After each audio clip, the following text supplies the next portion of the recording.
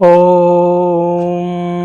त्र्यम्बकं यजामहे सुगन्धिं पुष्टिवर्धनम् उर्वारुकमिव बन्धनात् मृत्योर्मुक्षेयमामृताम्। ॐ त्र्यम्बकं यजामहे सुगन्धिं पुष्टिवर्धनम् उर्वारुकमिव बन्धनात् मृत्योर्मुक्षेयमामृताम्। नमस्कार, जय हिंद, वंदे मातरम। मित्रों, आपका उज्ज्वल क्लासेज आरटीपी में पुनः एक बार फिर स्वागत है। आज हम इस वीडियो में कक्षा 10 का हिंदी विषय लेकर पुनः उपस्थित हुए हैं, जिसमें संस्कृत परिचायिका जो अनिवार्य संस्कृत है कक्षा 10 के हिंदी के विषय में, उस संस्कृत परिचायिका में जो पहला लेसन है वाराणसी, इसी को हम लोग आज इसकी हिंदी अनुवाद पढ़ेंगे। इससे पूर्व इसका आधा जो पार्ट है वह लेक्चर 1 में हम पढ़ चुके हैं, और ये लेक्चर 2 इस लेसन का लेक्चर 2 है, जिसमें आज हम वाराणसी नामक जो शीर्षक पाठ है, जिससे संबंधित क्वेश्चंस संदर्भ सहित अनुवाद करने के लिए हिंदी विषय के पेपर में पूछा जाता है। तो आज हम संस्कृत परिचायिका के पहला लेसन वाराणसी का जो पैराग्राफ तीसरा है, इसको पढ़ेंगे और इसकी व्याख्या को समझेंगे।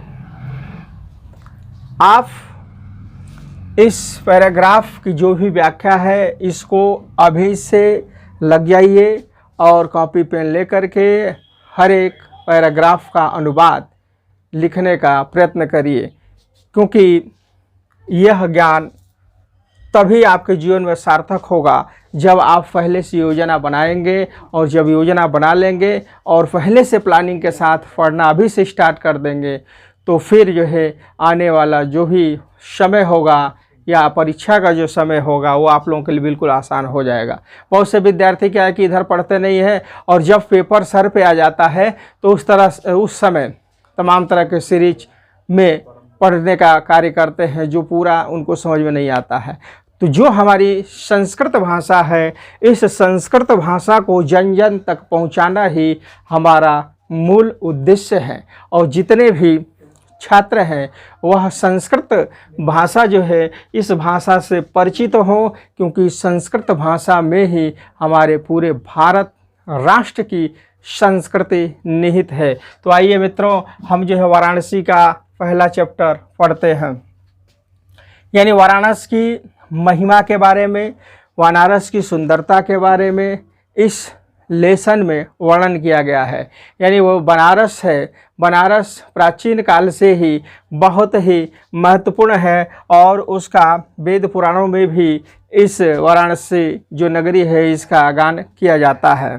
तो देखेंगे, ऐसा नगरी भारतीय संस्कृत है, संस्कृत भाषायाश्च केंद्र स्थलम अस्ति।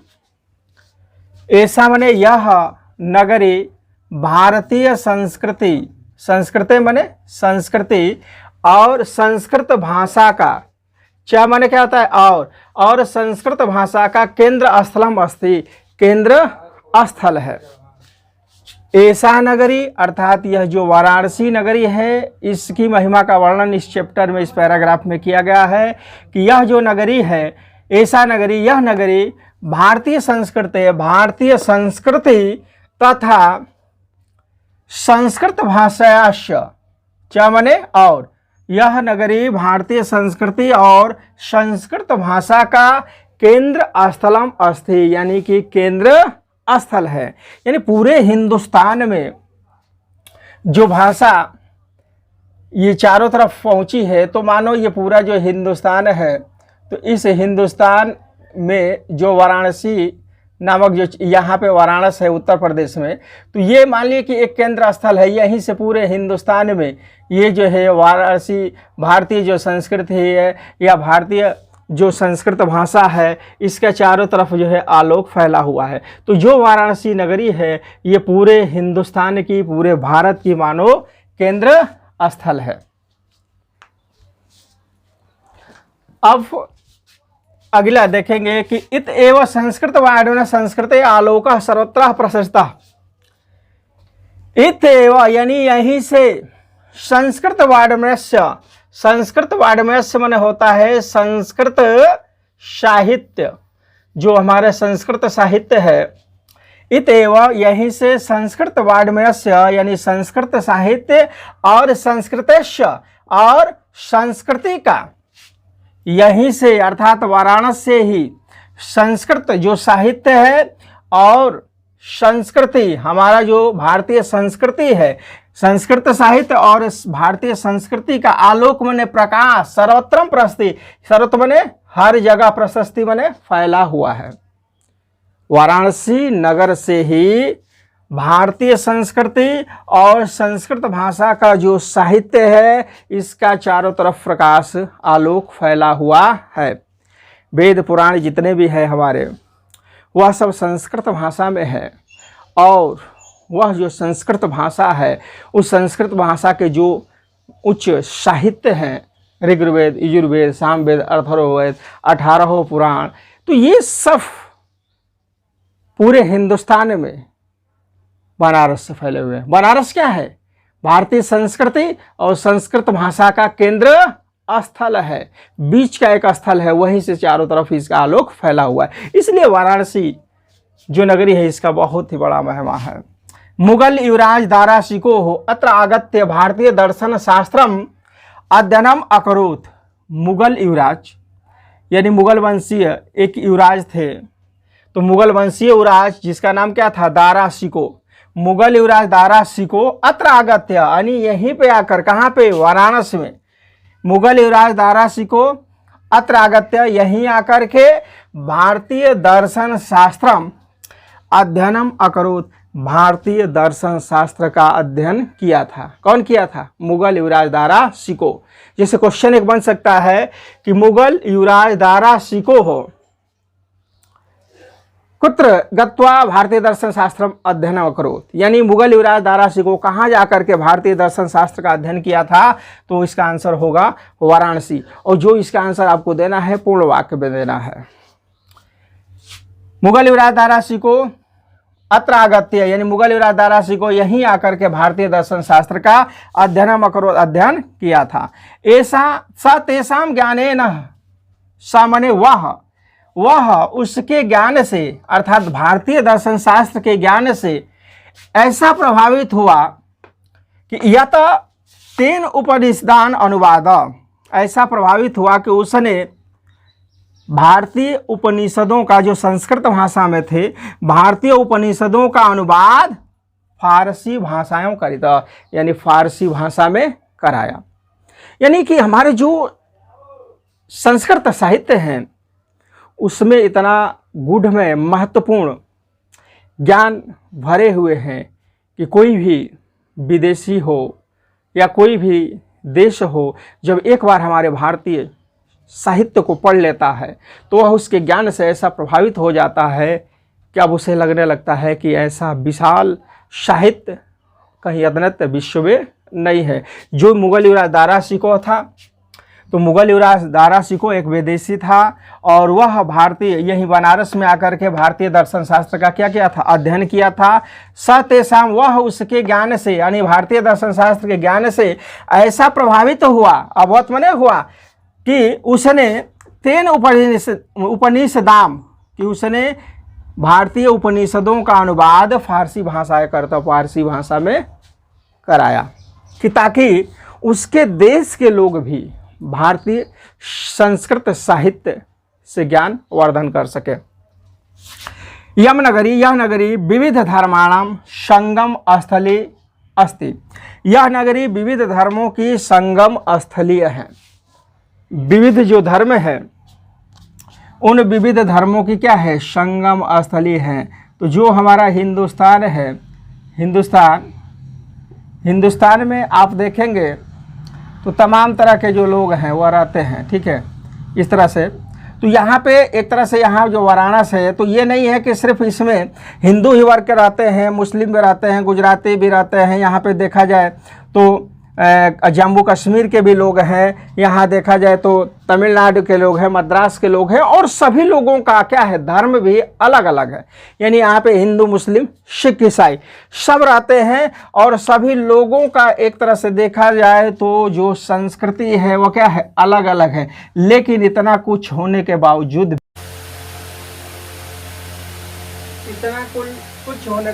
भी हमारी भारतीय संस्कृति की यही विशेषता है कि हम सभी लोग एक मत रहते हैं। एकमतता ही हमारी भारतीय संस्कृति का मूल मंत्र है। यह नगरी विविध धर्मों का संगम स्थलीय है, अर्थात भारत में अनेक धर्मों को मानने वाले लोग रहते हैं। तो यह जो नगरी है विविध धर्मों की क्या है, संगम स्थलीय। तो संगम का मतलब कि जहाँ कई नदियों का मेल हो उसे भी संगम कहेंगे, जहाँ अनेक धर्मों का मेल हो उसे भी संगम कहेंगे। ठीक है, तो जहाँ पे मान लीजिए कि एक तरह से देखा जाए चार राह है, तो चार राहों का जहाँ पे मेल हो रहा है तो ये भी क्या है, संगम है। तो इस तरह से जब देखा जाए कि भारत में भी अनेक धर्मों के लोग हो, हिंदू, मुस्लिम, सिख, ईसाई, तो भारत देश भी क्या है, एक मानव संगम स्थली है। महात्मा बुद्ध तीर्थकर पार्श्वनाथ शंकराचार्य कबीर गोस्वामी तुलसीदास अन्य च बहवः महात्मनः अत्रागत्य शय्यानः विचार्यानः प्रसार्यत। यहाँ पे आप देखेंगे कि इस भारत देश में महात्मा बुद्ध, तीर्थकर, पार्श्वनाथ, शंकराचार्य, कबीरदास, गोस्वामी तुलसीदास, अन्य च और बहुत से अन्य, बहु माने बहुत से अन्य, महात्माओं ने आत्रागत्य यानी यहाँ आकर के सोयान माने अपने विचार माने विचारों को प्रसारण माने चारों तरफ फैलाया।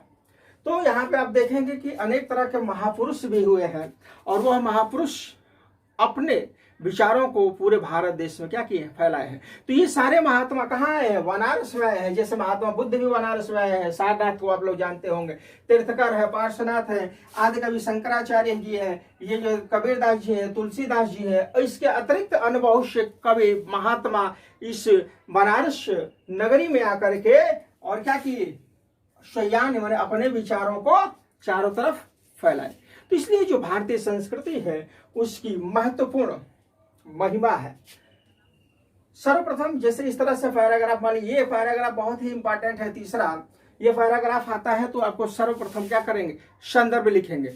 तो क्या लिखेंगे कि प्रस्तुत संस्कृतांश या गद्यांश हिंदी से लिया गया है। जो संस्कृत परिचायिका का प्रथम लेसन, यह पहला जो पाठ है वाराणसी नामक शीर्षक पाठ से लिया गया है। यह प्रस्तुत गद्यांश वाराणसी नामक शीर्षक पाठ से लिया गया है, और इस गद्यांश में वाराणसी की महिमा का वर्णन किया गया। बस इतना ही आप लिखना है आपको, और कुछ नहीं। क्या करेंगे कि प्रस्तुत गद्यांश वाराणसी नामक शीर्षक पाठ से लिया गया है, और इस गद्यांश में वाराणसी की महिमा का वर्णन किया गया है। आइए एक बार फिर जो है थोड़ा इसको तीव्र गति से देख लेते हैं। ऐसा नगरी, यह नगरी भारतीय संस्कृति संस्कृत भाषा और संस्कृत भाषा का केंद्र स्थल है।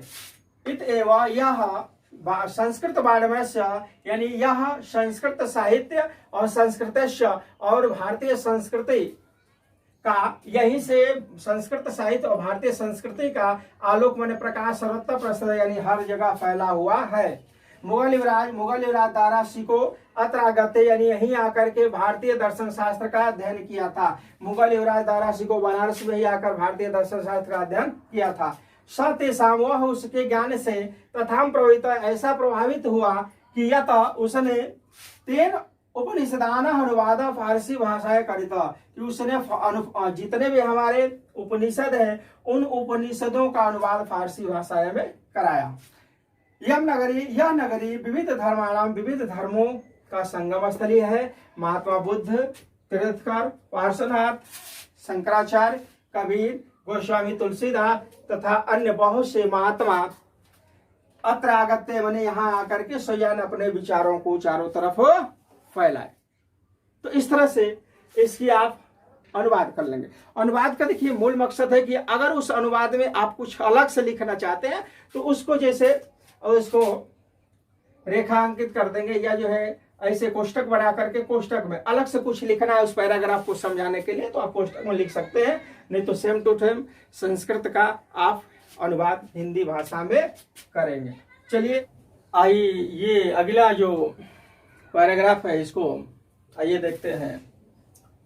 यह जो नगरी है यानी वाराणसी जो नगरी है, न केवलम दर्शने, न केवल दर्शन के क्षेत्र में, साहित्य धर्म में, अपितु यह जो नगरी है न केवल दर्शन के क्षेत्र में, साहित्य के धर्म के ही, बल्कि अपितु माने बल्कि कला क्षेत्र अपि, कला के क्षेत्र में भी, अपि माने भी, कला के क्षेत्र में भी यम नगरी विविध धर्माणाम, यह नगरी विविधानाम कलानाम शिल्पनाश्य कृते लोके विस्तृता। यह जो नगरी है न केवल दर्शन के क्षेत्र में, साहित्य के क्षेत्र में, धर्म के ही क्षेत्र में, बल्कि कला के क्षेत्र में भी यह नगरी अग्रणी है। यम नगरी, यह नगरी विविधानाम, विविध कलाओं की, शिल्प कलांच यानी जो विविध कलाएं हैं, शिल्प कला है, शिल्प कलाओं में भी यह नगरी क्या है, लोके विस्तृता यानी लोक में, संसार में प्रसिद्ध है। विस्तृता माने प्रसिद्ध है। अत्रयता यहाँ की कौशेय साटिका यानी कौशेय माने होता है रेशमी, साटिका माने साड़ी, यहाँ की बनी हुई रेशम की साड़ियां देशे देशे सर्वत्र, देश देश यानी सब जगह, सप्रहन्नते यानी सब जगह जो है प्रशंसनीय है। यानी वाराणसी जो साड़ी है या हर जगह वाराणसी साड़ी को लोग पसंद करते हैं, अर्थात बहुत ही यह प्रसिद्ध यहाँ की रेशम की साड़ियां हैं, महत्वपूर्ण साड़ियां हैं। अत्रत्या प्रशस्त्र मूर्तया, अत्रत्या प्रशस्त्र मूर्तया प्रथिता, आज भी यहाँ पर प्रशस्त्र माने होता है पत्थर, पत्थर की मूर्तियां माने मूर्तियां, प्रथिता माने बनती हैं। आज भी बनारस में पत्थर की मूर्तियां बनती हैं। यम नियम प्राचीन परंपरा इदानीमपि परिपाल्यता, आज भी यह जो नगरी है अपनी जो प्राचीन परंपरा है, पुरानी जो परंपरा है, आज भी उस परंपरा का यह पालन करता है। यानी पुराने जमाने में भी, पुराने समय में भी वहाँ पत्थर की मूर्तियां बनती थी और आज भी वहाँ पर पत्थर की मूर्तियां बनती है। जो पहले प्राचीन काल में जो भारतीय संस्कृति का वहाँ से चारों तरफ एक तरह से आलोक फैला हुआ था, भारतीय संस्कृति का आलोक फैला था, उसी तरह से आज भी वह जो कार्य है वाराणसी से होता है। अर्थात यह जो वाराणसी नगरी है यम निजम प्राचीन परंपरा इदान भी परिपालित, यानी यह नगरी आज भी अपने प्राचीन परंपरा का परिपालन करती है। तथैव गीयते कवि भी, तभी किसी कवि ने इस वाराणस महिमा के बारे में ठीक ही गीत गाया है। क्या कहा है, मरणम मंगलम मरणम यत्र विभूर्यतहं भूषणम, कौपीन यत्र कौशेयम काशी के नोपमायते। मंगलम मरणम यत्र विभूर्यति भूषणम, भूषण माने आभूषण, मरणम माने मृत्यु, जहां पे मरना भी मंगलकारी हो। यानी वाराणसी नगरी एक ऐसी है कि प्राचीन समय से यह कहा जाता है कि जो व्यक्ति वाराणसी में मरता है उसे स्वर्ग की प्राप्ति होती है। तो ये हमारे प्राचीन समय का जो कथन है उस कथन के बारे में इस श्लोक में हम पढ़ेंगे। मंगलम मरणम यत्र विभूति यत्रम भूषणम, जहां पे मरना भी मंगलकारी है। यत्र माने जहां पे, यानी कि वाराणसी में जहां पे मरना भी मंगलकारी है। विभूति यत्रम भूषणम, जहां का विभूति यानी जो भभूत होता है, राख होता है, जहां का विभूति भूषण है यानी कि आभूषण है। जहां का भभूत जो होता है वो क्या है, आभूषण है। क्योंकि जो वाराणसी नगरी और शंकर बाबा की नगरी बताई गई है, उनकी त्रिशूलपट्टी की नगरी बताई गई है। तो ये कहा जा रहा है इस श्लोक में कि जहां पे मरना मंगलकारी है, जहां का भभूत ही, विभूति ही क्या है, आभूषण है। कौपीनम यत्र कौशेयम, कौशेयम माने होता है रेशमी, कौपीन माने क्या होता है, कक्षा। जहां का लिंगोटा ही क्या है, वस्त्र है, जहां का लिंगोटा ही वस्त्र है। काशी केनोपमीयते, उस काशी को, यानी उस काशी को कौन नहीं जानता। तो काशी की महिमा का वर्णन किया गया है कि काशी में मरना मंगलकारी है। जैसे क्वेश्चन आएगा कि कुत्र मरणम मंगलम भवति, कहाँ पे मरना मंगलकारी है, तो वाराणसी मरणम मंगलम भवति। बहुत ही इंपॉर्टेंट क्वेश्चन। और इस श्लोक को आपको पूरा याद कर लेना है, पूरा रट लेना है, क्योंकि यह श्लोक 2 नंबर में आएगा। क्वेश्चन ये आएगा कि अपने पाठ्य पुस्तक से याद किया हुआ कोई भी एक श्लोक लिखिए जो इस प्रश्न पत्र में ना हो। तो यह जो आपका पहला लेसन का जो पहला श्लोक है, पूरे संस्कृत परिचायिका में आपको 22 श्लोक मिलेंगे। तो जो यह पहला श्लोक है इसको अभी से याद कर लीजिए, ये एकदम अपने दिमाग में बैठा लीजिए। और भी जो आसान आसान श्लोक होगा हम बताएंगे अगले वीडियो में, लेकिन जो ये श्लोक है इसको अभी से रट डालिए। पहला लेसन का पहला श्लोक याद कर लीजिए। 3-4 भी श्लोक याद कर लेंगे ना तो 2 नंबर आपका कहीं नहीं जाने वाला है। चलिए एक बार इसको पढ़िए। मंगलम मरणम यत्र, मंगलम मरणम यत्र, विभूति यत्र भूषणम, कौपेयम यत्रम कौशेयम, काशी के नोपमीयते। मंगलम मरणम यत्र, विभूर्यत्य भूषणम, कौपिनम यत्रम कौशेयम, काशी के नोपमीयते। तो इस तरह से छोटा छोटा करके आप इसको रट डालिए। यहाँ से यहाँ तक इसको पढ़िए, फिर इसको याद कर लीजिए, फिर यहाँ से यहाँ तक इसको याद कर लेंगे। तो मुझे पूरा विश्वास है कि इस श्लोक को आप पूरा याद कर लेंगे। और एकदम इंपॉर्टेंट श्लोक है क्योंकि इससे संबंधित क्वेश्चंस भी आते हैं। इसका आंसर अगर ये मान लीजिए आ जाता है तो इसकी व्याख्या क्या होगी कि जहाँ पे मरना मंगलकारी है, जहाँ का विभूति ही आभूषण है, जहाँ का लंगोटी ही वस्त्र है, उस काशी को कौन माप सकता है, अर्थात उस काशी को कौन नहीं जानता, अर्थात उस काशी को कोई माप नहीं सकता। तो जो यह वाराणसी नगरी है सिर्फ दर्शन, साहित्य और धर्म के ही क्षेत्र में नहीं बल्कि अनेक कलाओं के क्षेत्र में भी ये आगे है। यहाँ का बनी हुई रेशम की जो साड़ियाँ हैं, यहाँ का बनी हुई जो पत्थर की मूर्तियाँ हैं, आज भी हर एक देशों में पसंद की जाती है। अब ये जो पहला लेसन है ये बहुत ही इंपॉर्टेंट लेसन है। जैसे क्वेश्चन ये आ जाएगा कि वाराणसी नगरी कस्य कुले स्थित है। वाराणसी नगरी किसके किनारे स्थित है, तो वाराणसी नगरी गंगायाम कुले स्थित। कुत्र मरणम मंगलम होती, तो वाराणसी मरणम मंगलम होती। दारासु का कुत्र गत्वा भारतीय दर्शन शास्त्रम अध्ययन करो, तो दारासी को वाराणसी गत्वा भारतीय दर्शन शास्त्रम अकरो।